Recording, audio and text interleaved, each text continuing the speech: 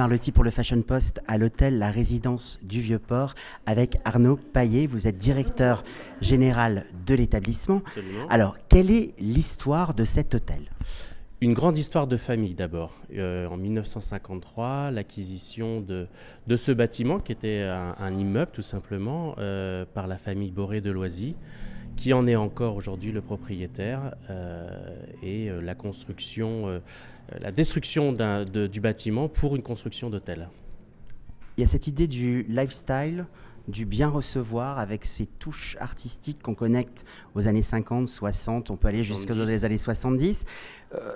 Vous avez gardé l'âme en fin de compte de l'établissement, vous ne l'avez pas dénaturé. Vous savez, aujourd'hui on est dans cette tendance d'hôtel tout en nude, tout en curve, en courbe, impersonnel. Pourquoi est-ce que vous êtes, entre guillemets, resté dans le jus ? L'envie d'être différent.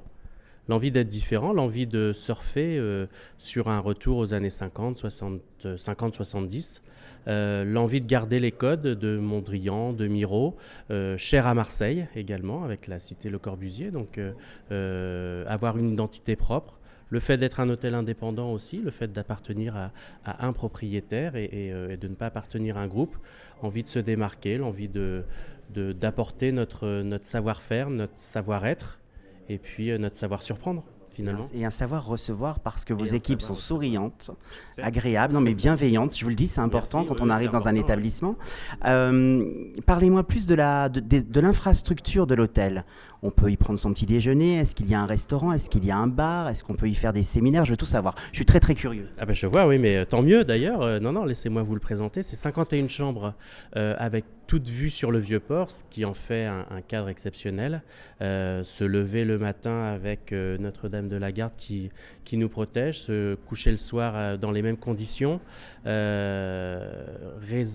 51 chambres réparties sur 8 étages avec 5 catégories différentes, de la chambre de luxe à la suite ciel au 8e étage, au-dessus des toits de l'hôtel. Prendre son petit déjeuner avec notre balcon également sur le Vieux-Port.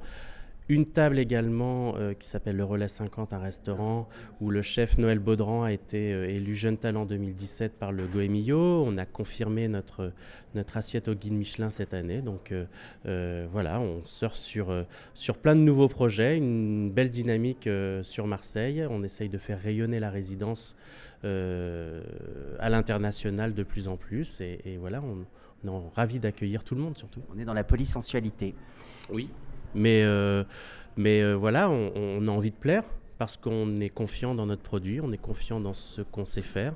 On aime recevoir comme à la maison, une fois de plus, le côté de sortir de cette norme d'hôtellerie de chaîne, qui certains l'apprécient et d'autres ont envie d'aller au-delà de ces parfois un peu des carcans du consumérisme et qualité où on est obligé de suivre une ligne directrice. Nous, on aime recevoir nos clients, je dis souvent aux équipes, prenez-les dans les bras presque, c'est une image, ne le faites pas, mais on a envie de leur dire, on est reconnaissant et on a envie de vous apporter plein de belles choses et plein de beaux souvenirs. C'est une signature qui est unique. C'est intéressant parce que les années 50 dans la couture, c'est l'époque faste de la haute couture, oui. Et les années 50 aussi en design, ça traduit une énergie, une vibration.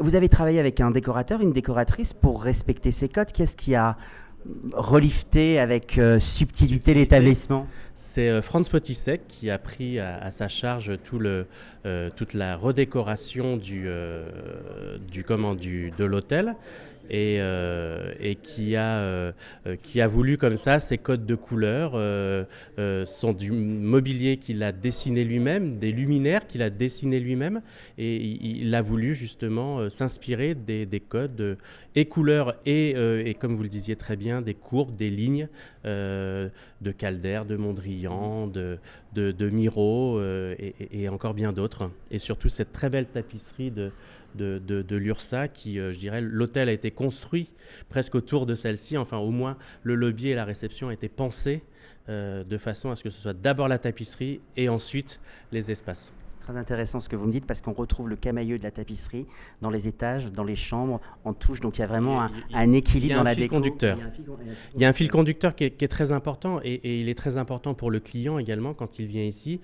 J'ai souvent cette expression, je dis si vous aimez la vie en noir et blanc, ne venez pas chez nous, vous allez faire des cauchemars. Et nous, on est fournisseurs de sommeil avant tout, donc c'est un peu antinomique finalement. Donc venez respirer, venez profiter, venez transpirer la couleur de tous ces beaux artistes qui nous ont donné ces inspirations, une fois de plus, 50-70. Un établissement solaire, ça sera le mot de la fin, mais j'invite les téléspectateurs et les téléspectatrices du Fashion Post à pousser la porte de ce très bel établissement. On est très très bien accueillis. Je vous remercie de l'interview et puis je vous dis à bientôt sous le soleil de Marseille. C'était William Arlotti pour le Fashion Post.